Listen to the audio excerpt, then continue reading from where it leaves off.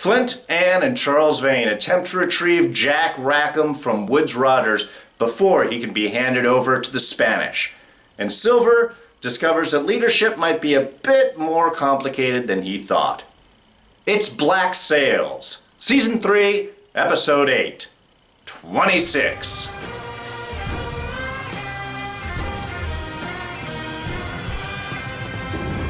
Alright, spoilers ahead, just so you've been warned.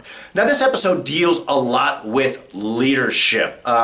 Modes of leadership, making the tough choices in order to move forward. And this really starts off the bat with Flint's line to Anne in the very beginning, that we are all in this together. Anne is arguing that perhaps everybody has separate motivations. She wants Jack, Flint wants his war, Vane's going after the gold, that everybody has their own motivations. But what Flint's pointing out here is that none of those mean anything. If one person's idea falls, everybody's ideas falls. We all have to work together in order to guarantee a chance at victory in this really rough situation. And that applies to both sides here. We have Max and Eleanor that are having to put aside their differences, their past, in order to work together to try and prevent the Spanish from invading Nassau. You have Hornigold and Eleanor, who have their own differences, since Hornigold's the one that turned Eleanor into the English.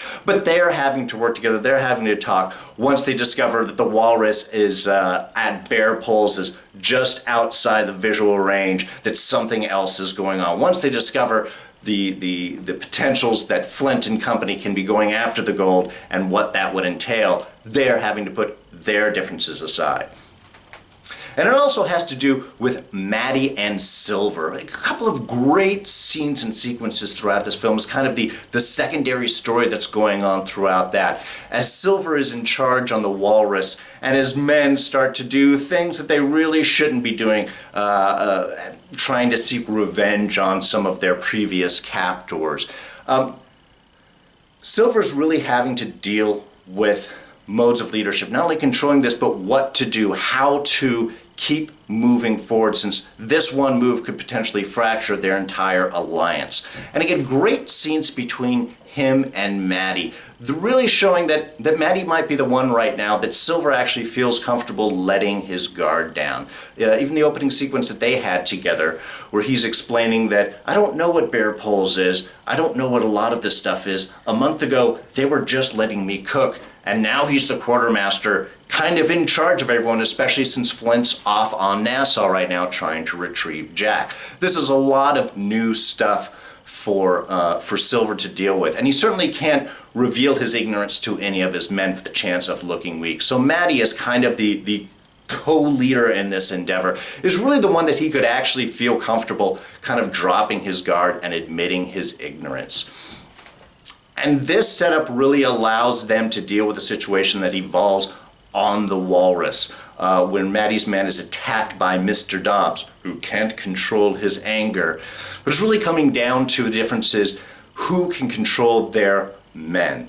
Maddie shows right off the bat her ability to control the men. With a look, she is able to convince her man not to say anything, to immediately fall in line, that the higher ideal that they're going for is more important. What she tells Silver later on is, have to make the tough choices, have to put aside vengeance, have to put aside these feelings that are within my gut in order for us to achieve that which we are both looking for. And this really strikes Silver hard. I've got to give it up to him once from a character standpoint of bringing Maddie in the first place, not trying to deal with it on his own. And that opens the opportunity to see that difference in leadership, the fact that she has control over her men while he is attempting to control. And there's a little bit of difference too to how they're there. Her men are with her because of a sense of allegiance that they all have. They have to bond together in order to survive. Silver's leading a men that are basically bonding by mutual self-interest. These are all pirates that are after gold and fame and whatever else their personal motivations are. But they are linked together in the democratic society of the ship in order to achieve their own mutual self-interest, but they're not necessarily together for a cause. That's something that Flint has been trying to do with the defense of Nassau. but it's something that Silver is really going to have to grasp. And with the end sequence, when his men go in and attack Mr. Dobbs in his bunk and say, you're not saying anything, this is Silver bringing his men together, seeing that there is a higher ideal, that we can't pursue our individual thoughts, that we have to make those hard sacrifices in order to achieve what we want. And even Woods has to deal with this. And the scene with Jack on the carriage, when he admits to Jack that, yeah, I've got to turn you over to the Spanish, and I guess you were right, that sometimes we have to do bad things. We have to betray we have to be villains in order to achieve that which we need. And I think that was a great little foresight with what's about to happen with the two of them. But it continues that theme throughout the episode of making those hard choices and putting aside personal interests in order to achieve that which is most important, the mutual goal that everybody is going for, regardless of which side that you're on. Now, of course, speaking of Woods and Jack, we cannot miss that wonderful sequence when Flint and Vane attack the carriage, done in a beautiful single shot, just really well done. These are things that personally to me I find fascinating. I love seeing long single shots. They require a certain amount of coordination between the actors and the stunt crew, and when carried off properly, they really pull us as the audience right into it, and I find it to be a very visceral experience. We are not cheated with a bunch of cuts and fancy quick things and big stunts. We are all seeing things as they happen, and I think it does a great job of pulling us as an audience into this scene. Now, yes, if you pay attention, there are a few misses that are supposed to read at hits. There's a few delays when you have some of the guards get shot and fall off their horses, some are a little delayed. There's the sequence with Woods on the back attacking with the axe from the guy that has jumped on the back of the carriage, and he doesn't really seem to get hit before he gets kicked and knocked off. So there's a small few little things that we could argue about, but overall I think it really brought us in as an audience into what was happening. It really made it a very visceral experience, and just a great example of well-coordinated sequence, trying to get everybody moved on, and then actors pulled off, stunt people put back on, and then flipping the whole carriage. Just beautifully well done. More of that really would just get I would be super excited to see it. Now, of course, a few questions. Maybe flipping the carriage while you have Jack as a prisoner inside, not the best thing. I think we all thought that he was potentially dead when they looked inside of there. Glad that he wasn't.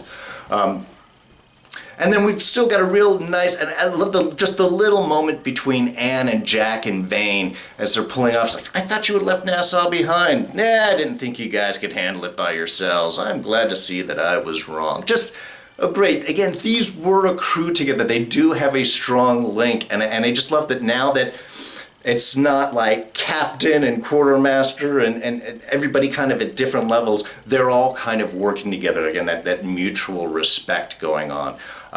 Just a great sequence. And Woods is a scrappy fighter. Give it up with Woods. As he told Jack, there are some things that you don't put in the book.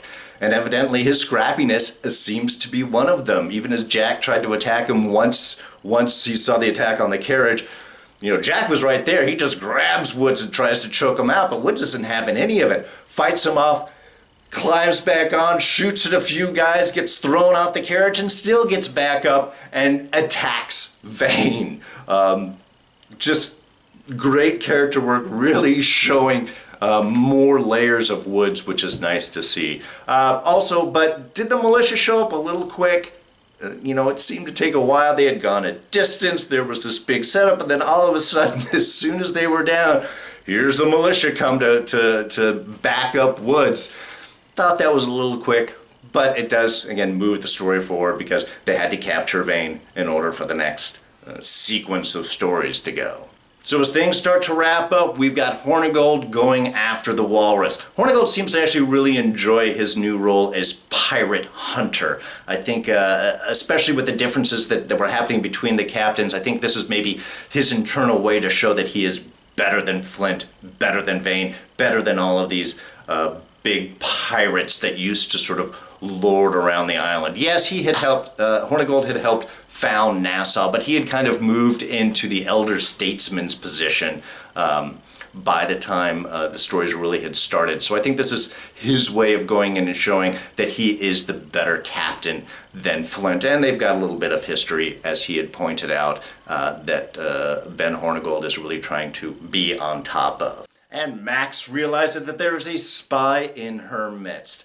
And this is a fun turnaround because Max always seems to know exactly what's going on. I mean, even the opening sequence when she was in the brothel where she tells the whore that she knows all of the games. And the sequence when she's with the British Guard, when she and Eleanor are trying to convince him that Flint might know the route that Woods and Jack are taking to the Spanish. And he's, no, that's all right. There were fake routes and we did this. And she's like, I know what it is. Max knows everything. So the fact that there is now a spy, I mean, I love the fact that she's able to deduce that rather quickly. But that still puts her in an unknown position and kind of a weak, which is not something that she is really used to. But where this all really ends off is Flint and discovering that Vane has been captured, willing to go back, and it's Billy Bones stepping up going, no, it cannot be you. For several reasons, really. One, you can't, while Vane hanging in Nassau Harbor is a message that should not be sent, as Flint mentions, you can't have Flint hanging over Nassau either. Flint is really the one person that can control the fleet. That was the complication that they ran in where Edward Teach came in and was able to take over the ships that they had. Flint is really the only one that can orchestrate this war. Everyone knows that. So they can't risk him being lost so that he can't lead it, and obviously they can't have him captured and hung alongside with Vane. So it's Billy that's really willing to step in and do the job to save Vane. And he says, not so much as a rescue attempt, though that might end up coming to be the case, but really more to the point of riling up the pirates, reminding them of Flint, reminding them of Vane, that Vane is one of the best among them, so that the street itself will not allow Woods to execute Vane.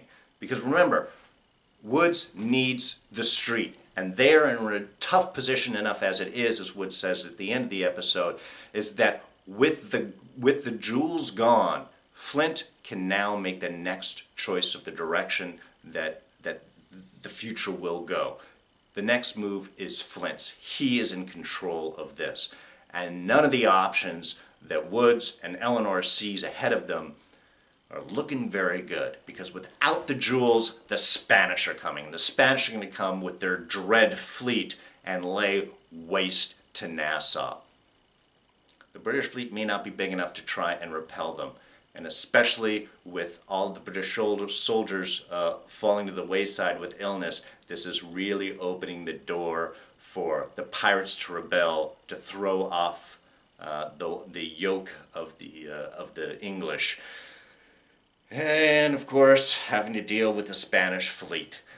There are two episodes left in this season. All the previous seasons for Black Sails have been 9 episodes. This year it is 10.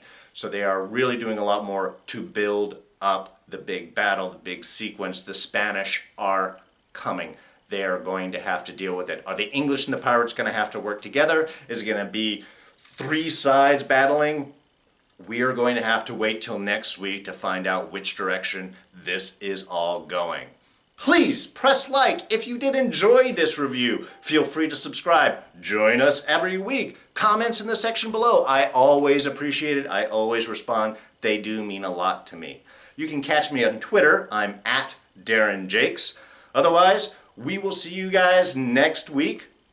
Also, Season 4 has already been approved for Black Sails, and in fact, I think they're filming that right now. So Will we have to wait another whole year for it to happen? Are they going to make the next season come a little sooner? That would be nice, because I hate waiting a whole year to see what happens next. But we will all have to wait to see together. As soon as I know, I'll throw it in the review so you guys know. Anyway, that's it for us. I am D, and I am out of here. Y'all take care. Bye-bye.